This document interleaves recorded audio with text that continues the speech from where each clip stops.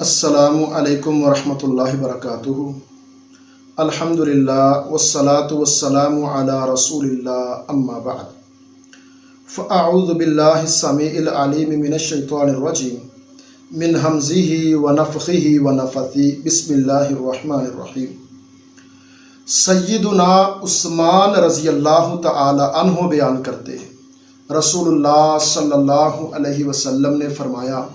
خیرکم من تعلم القرآن وعلمہ، رواہ البخاری۔ صحیح بخاری کی حدیث مبارک ہے، رسول اللہ صلی اللہ علیہ وسلم نے فرمایا، تم میں سے بہتر وہ ہے جو قرآن کو سیکھتا ہے اور آگے سکھاتا ہے۔ دنیاوی ضرورت ہے کہ دنیا کا ہر علم حاصل کیا جائے، لیکن محترم بھائیو، ہمارے پاس جتنیاں ڈگریاں ہوتی ہیں، جتنا علم ہوتا ہے، وہ دنیا کی چار دیواری تک محدود ہے۔ اگر ہم چاہتے ہیں کہ ہم ایسا علم حاصل کریں کہ جو ہمارے مرنے کے بعد، ہماری موت کے بعد بھی ہمارے کام آئے،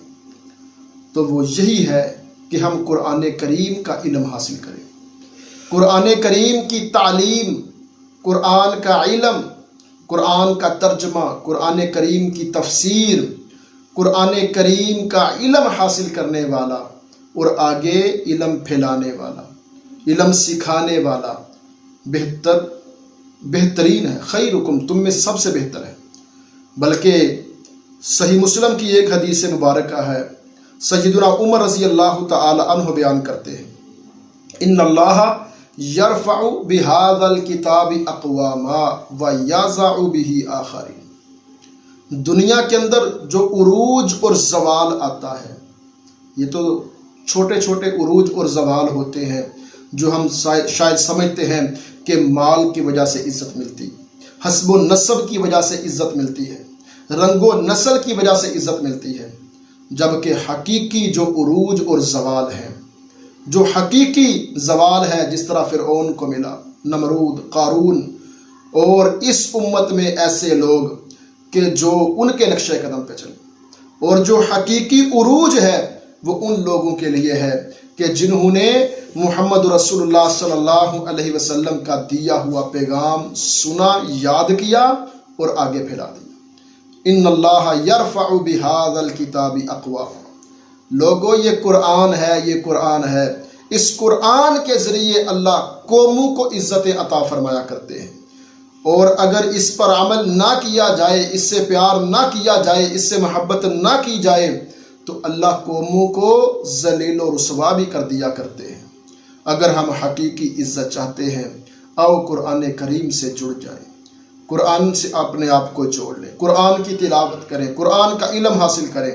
اپنی خواتین کو اس طرف لے کے آئیں، اپنے بچوں کو، اپنی بچیوں کو اس طرف لے کے آئیں کہ وہ دین کی تعلیم کو حاصل کریں۔ ان کو سکھاؤ دنیا کی تعلیم، ان کو دنیا کے ہنر سکھاؤ، ان کو دنیاوی سکلز سکھاؤ۔